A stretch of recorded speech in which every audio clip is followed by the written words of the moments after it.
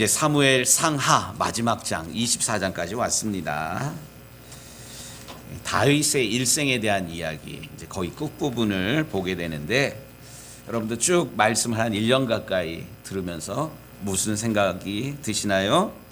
다윗이라는 사람 정말 멋있는 사람인데, 다윗이 한 번 범죄함으로 말미암아 다윗이 곤두박질 치는, 그래서 처음에만 잘하는 게 아니라 끝까지 잘해야겠다, 뭐 이런 생각들을 드시질 않습니까? 오늘 말씀도 생각지도 않게 다윗이 돌이키고 이제 뉘우치면서 잘 살아야겠다 이러는데, 다윗이 또 다른 잘못을 저지르게 됩니다. 오늘 본문에 등장하는 다윗의 또 다른 잘못이 뭐냐 하면, 이스라엘의 인구를 조사하는 거예요. 인구 조사. 사실 우리나라도 5년에 한 번씩 11월 1일을 기준으로 전 국민 인구 센서스 뭐 이런 거를 해요. 들어보셨나요? 인구 조사를 해요. 집집마다 다니면서 몇 사람이 사나, 나이가 어떻게 되나, 또 가옥의 형태가 뭐 아파트냐, 개인주택이냐, 뭐 전세로 사냐, 뭐 이런 거 조사해요. 그리고 수입이 어느 정도 되는지 뭐 이런 것들도 조사하고. 왜 이런 어떻게 보면 프라이버시인데 이걸 왜 조사를 하냐? 그리고 조사한 것을 근거로 정책을 펴가기 위해서, 특별히 뭐 지금 복지 정책, 뭐 노인 정책 이런 것들을, 이런 조사가 있어야지만 그것을 근거로 하기 때문에 5년에 한 번씩 꼭 전 국민 인구 센서스라는 것을 합니다. 그런데 지금 뭐 오늘날 시대에 뭐 중앙 정부가 있고 뭐 국가가 세금 걷어 가지고 이 일들을 하는 것이 뭐 어떻게 보면 자연스러운 일이지만, 지금부터 다윗 한 3,000년 전 이야기인데, 다윗 시대에는 사실 그럴 필요는 사실 없었을 텐데, 다윗이 굳이 왜 이렇게 서둘러서 명령을 내렸는데 요압이 선뜻 나서질 않거든요. 그러니까 재촉해가지고 빨리 가가지고 조사해가지고 오라고 다윗이 이렇게 요압을, 사령관들을 재촉까지 했거든요. 다윗이 왜 그랬을까? 한번 곰곰이 좀 생각을 해봤습니다. 그것은 다윗의 왕권이 지금 많이 실추가 되어 있어요.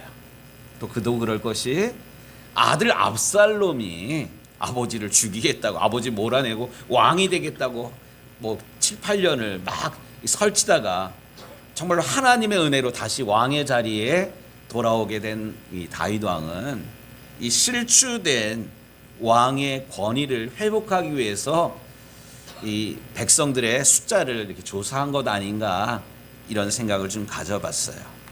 뿐만 아니라 다윗이 지금 인생 말년이에요. 인생 말년에 내가 어떠한 인생을 살았는지, 내가 나라를 어떻게 다스렸는지 한번 계수해 보고 싶은 생각이 들었기 때문에 요압 장군이, 장수들이 반대함에도 불구하고 서둘러 가지고 이러한 일들을, 인구를 조사하는 일들을 감행한 것 같습니다. 그래서 오늘 본문의 말씀에 보니까 이렇게 조사하고 온 기간이 어떻게 된다고요? 8절에 보니까 9달 20날 동안, 9달 20날, 39, 27, 한 300일 정도 이스라엘 전체를 부엘세바에서 남쪽과 북쪽, 요단 동편까지 다 하고 돌아와 가지고 왕에게 보고를 합니다. 이스라엘 가운데 칼을 뺄 만한 담대한 자, 건강한 자가 80만 명이고, 유다에서는 유다 지파에서는 50만 명, 한 130만 명이나 되는 이 군사력을 가졌습니다. 이런 보고를 하게 됩니다.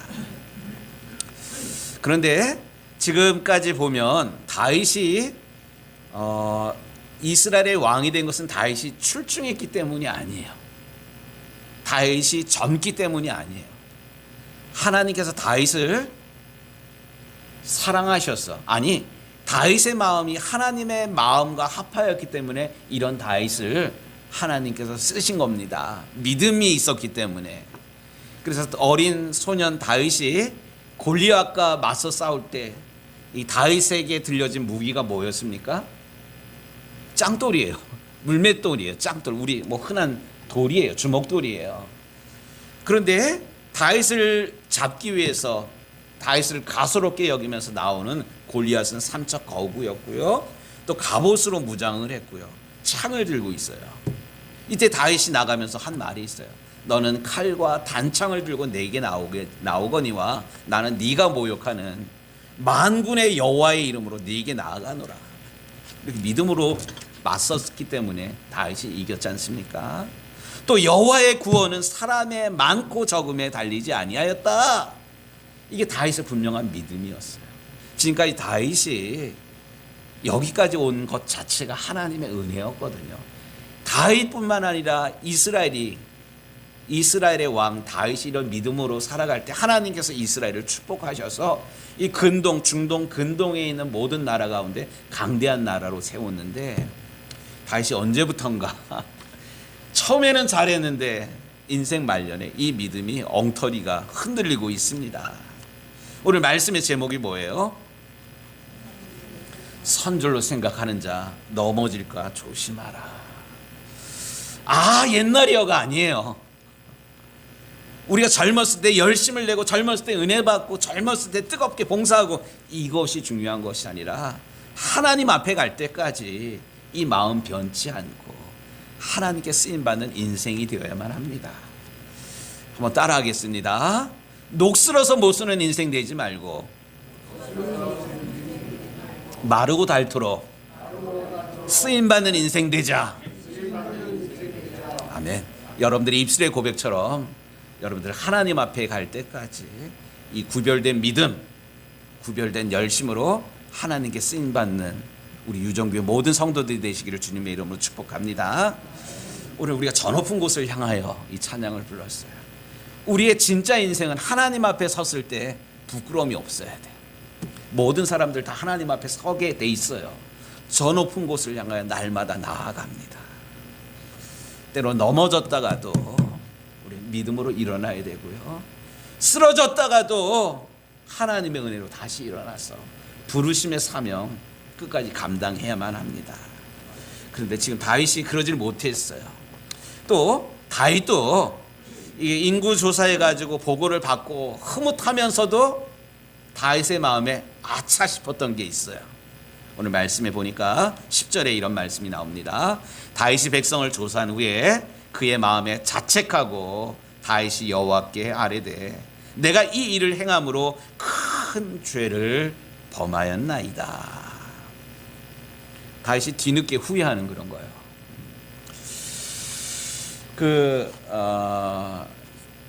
근대 철학의 아버지라고 불려지는 사람이 있어요. 데카르트라는 그런 철학자가 있는데 뭐 잘은 몰라도 되는데 이런 말을 들어본 적이 있을 거예요.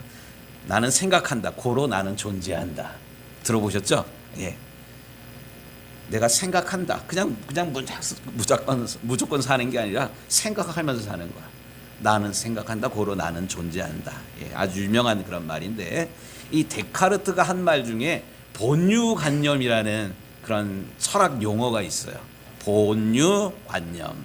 이거는 뭐냐면 경험을 통해 알게 된 것이 아니라 태어날 때부터 인간의 마음속에 품게 된 그 어떤 관념. 그 관념이라는 게 뭐냐면 하나님을 의식하는 그런 거예요. 또 우리들 뭐 그러잖아요. 어이구 무슨 일 하다가 어이구 큰일 났네. 주여 뭐 이런 얘기 나오고 아버지 뭐 이런 얘기가 믿지 않는 사람들도 이렇게 튀어나오잖아요. 이게 우리에게 하나님께서 주신 이 본유관념. 오늘 우리가 공동체 성경 읽기 전도서를 읽기 시작을 했는데 여러분들 못 들으신 분들 전도서 말씀 보세요. 영원을 사모하는 그런 마음을 하나님께서 우리 모두에게 주셨어요. 이 철학자도 요 얘기를 하거든요. 신인식 요게 있고요. 또 하나는 도덕관념이라는 게 있어요. 착하게 살아야 된다. 나쁜 일 하면 안 된다. 이거 예수 믿는 사람만 느끼는 게 아니라 모든 사람들이 이런 마음을 다 가지고 있어요. 나쁜 일 하면 벌 받는다 이런 생각 뿐만 아니라 수학적인 공리. 예를 들어서 이게 몇 개예요? 5개. 이거 몇 개예요? 3개. 애들도 뭐 큰 사과 작은 사 가지고 어느 거 먹을래 이러면 애들도 알아요. 큰 사과 집어요. 우스갯소리로 애들한테 5만 원짜리랑 만 원짜리 주고 어느 거 집을래 이러면 애들이 어떤 거 집을 것 같아요? 5만 원짜리 집어요. 애들이 진짜로. 이게 이제 그 수학적인 공리, 크고 작고 높고 낮고 멀고 가까운 이런 수학적인 개념을 사람들이 본능적으로 안다는 그런 이야기예요. 이게 데카르트가 했던 그런 이야기인데, 그런 이야기를 하면서 재미난 얘기를 해요. 만약에 그렇지 못한 사람은 하나님이 인식하지 못하고 또 착하게 살지 못하고 이렇게 크고 작고 이런 거를 분간하지 못하는 사람은 멸망하는 짐승과 같다, 이런 얘기를 철학자가 얘기를 했어요. 또 멸망하는 짐승 같던가 화인 맞은 사람이다. 화인이라는 게 뭐냐면 우리의 심장에다가 도장이 찍힌 사람이야. 사람도 아니다 뭐 이런 얘기예요. 지금 다윗이 하나님을 경외하면서 평생을 살았던 이런 사람인데, 자기가 지금까지 살았던 게 군사가 많아서 또 군대가 많아가지고 승리했던 게 아니라 하나님께서 여기까지 도우셨기 때문에 우리나라가, 내 인생이 여기까지 살아왔다는 것을 알면서 내가 하나님 말고 다른 걸 의지했구나, 덜컥 하나님 앞에 회개하게 됩니다. 바로 이때 하나님께서 선지자 갓을 통하여서 하나님께서 말씀을 하십니다. 뭐라고 말씀을 하시냐? 13절, 갓이 다윗에게 이르러 아뢰되 왕의 땅에 7년 기근이 있을 것이니까, 혹은 왕이 왕의 원수에게 쫓겨 석 달 동안 그들 앞에서 도망할 것이니까, 혹은 왕의 땅에 사흘 동안 전염병이 있을 것이니까, 이 잘못한 것에 대해서 하나님께서 징계하시겠다는 거예요. 그러니까 요거 중에 한번 고르라는 거예요. 그러고 하나님 참 좋으신 하나님이야. 우리 같으면 뚜껑 열려가지고 이놈 이러고 벌을 내렸을 텐데, 이 세 가지 중에 하나 고르라고. 여러분들 한번 골라보세요. 여러분들이 지금 다윗이에요. 하나님 앞에 큰 죄를 저질렀어요. 그래서 7년 동안 이 나라에 기근이 들어, 혹은 3년 동안 원수 앞에서 도망을 다녀야 돼. 다윗 같으면 이제 도망 다니는 거 진저리가 나. 왕이 되기 전에도 10년 동안 사울에게 쫓겨가지고 도망을 다녔는데, 또 인생 말년에 누구에 의해서 쫓겨다녀요? 아들에 의해서. 아들이 아버지 죽이겠다고 칼을 들고 돌아다니는데 쫓겨다녔어요. 그래서 다윗이 선택한 게 뭐냐면 사흘 동안 이 나라에 전염병 있는 거. 어떻게 보면 7년보다 3년보다 사흘이니까 별것 아니잖아요. 여러분 어느 거 고르시겠어요? 저 같아도 3일짜리 골랐을 것 같아요. 3일짜리를 골랐는데, 오늘 말씀해 보니까 이 3일 동안의 질병이 그냥 질병이 아니었습니다. 15절에 보니까 이에 여호와께서 그 아침부터 정하신 때까지 3일 동안이에요. 전염병을 이스라엘에 내리시니 단에서부터 부엘세바까지 백성의 죽은 자가 몇 명이래요? 와, 7만 명이 죽었어요. 7만 명. 전염병으로. 다윗의 순간적인 판단, 순간적인 결정, 순간적인 생각이 잘못되는 바람에 이 왕이 잘못하니까 이렇게 죄 없이 백성 7만 명이 사흘 안에 죽게 됩니다. 그러니까 다윗이 이 죽어가는 백성들의 소리를 들으면서, 들려오는 곡소리를 들으면서 다윗이 어떠했습니까?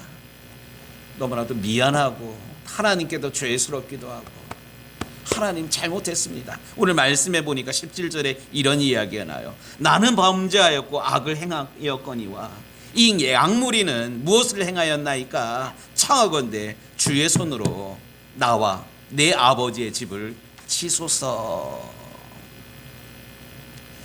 다윗은 죽어가는 백성들의 모습, 또 나라를 다스리는 왕으로서 이 질병 앞에 처참하게 죽어가는 그런 모습을 보면서 아무 손도 쓸지 못하는 자신의 무능함을 보면서 하나님 앞에 회개합니다. 차라리 나를 죽이십시오. 나와 우리 집을 죽이십시오. 치십시오. 죄 없는 백성들 살려주십시오. 하나님 용서해 주십시오. 이렇게 하나님 앞에 옷을 찢으면서 다윗이 하나님 앞에 회개하고 있습니다.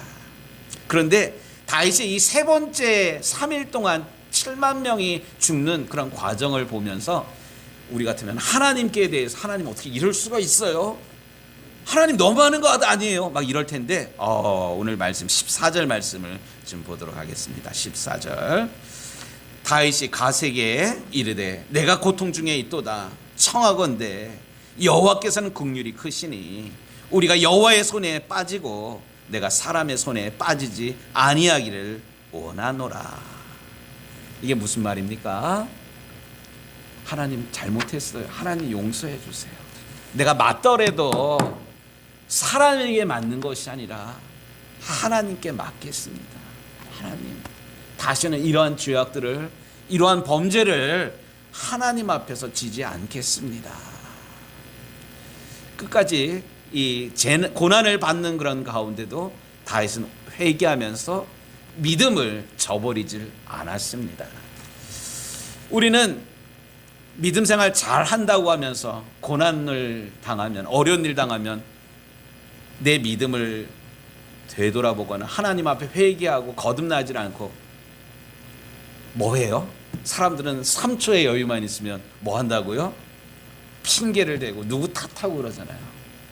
만약에 다윗에게 믿음이 없었다면 하나님을 원망, 하나님 어떻게 이럴 수가 있어요? 하나님 어떻게 이럴 수가 있어요? 이렇게 하나님 앞에 대들었을 텐데 오히려 내가 사람의 손에 빠지지 아니하고 내가 여호와의 손에 빠지리라. 그러니까 제가 우스갯소리로 하는 말, 예수 믿는 사람은 넘어져도 교회 쪽으로 넘어져야 돼요. 시험에 들더라도 믿음 저버리는 게 아니라 십자가 붙들어야 돼요. 그래야지만 살 수가 있어요. 지금 다윗이 이런 상황이거든요. 내가 사실 죽어야 되는데 나 때문에 우리 백성들이 이렇게 죽어간다.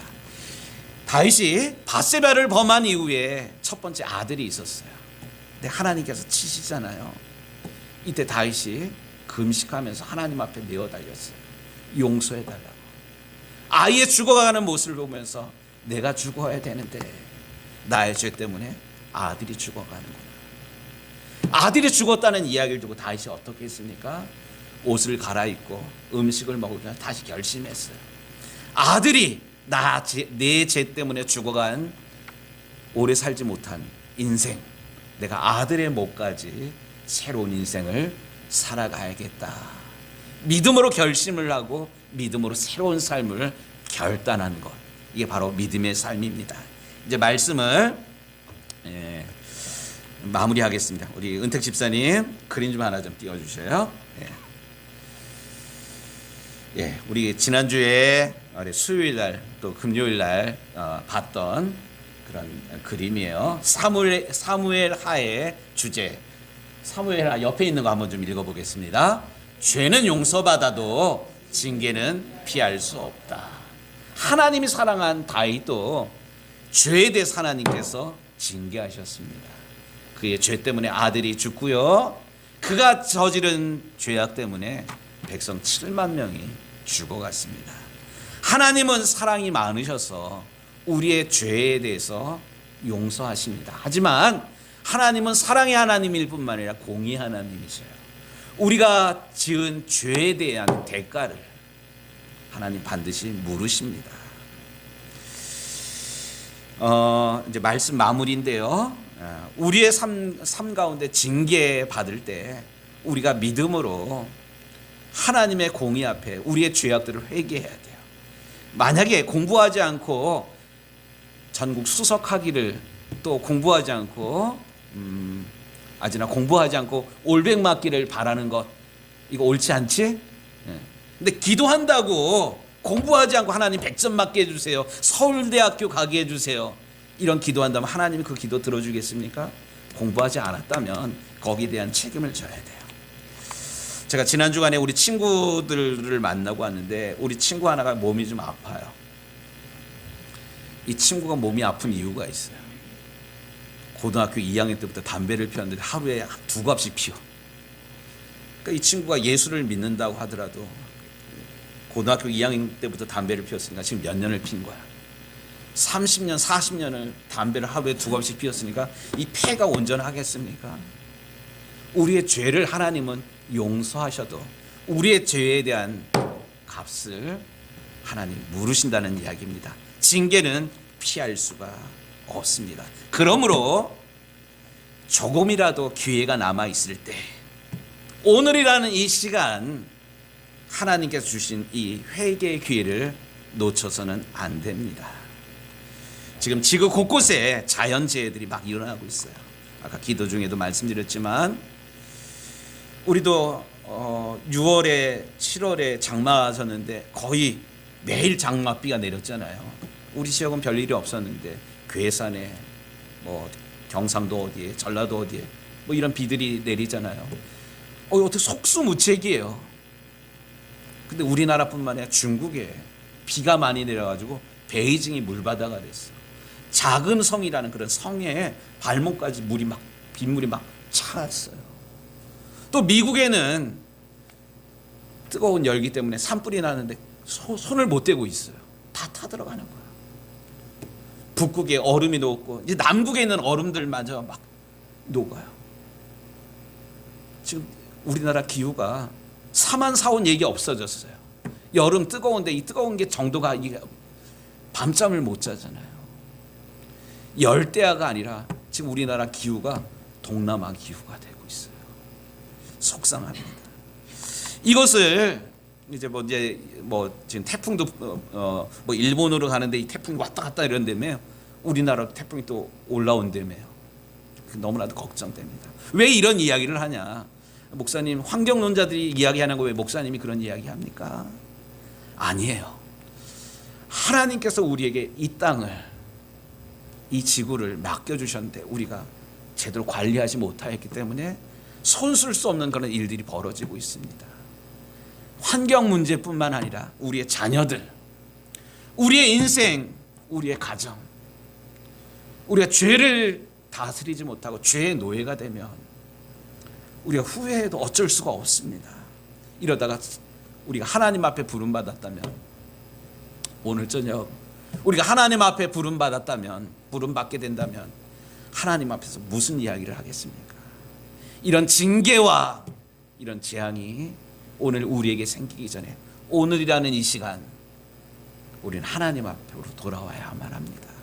하나님 나의 죄악을, 나의 연약함을, 나의 믿음 없음을 주님 용서하여 주옵소서.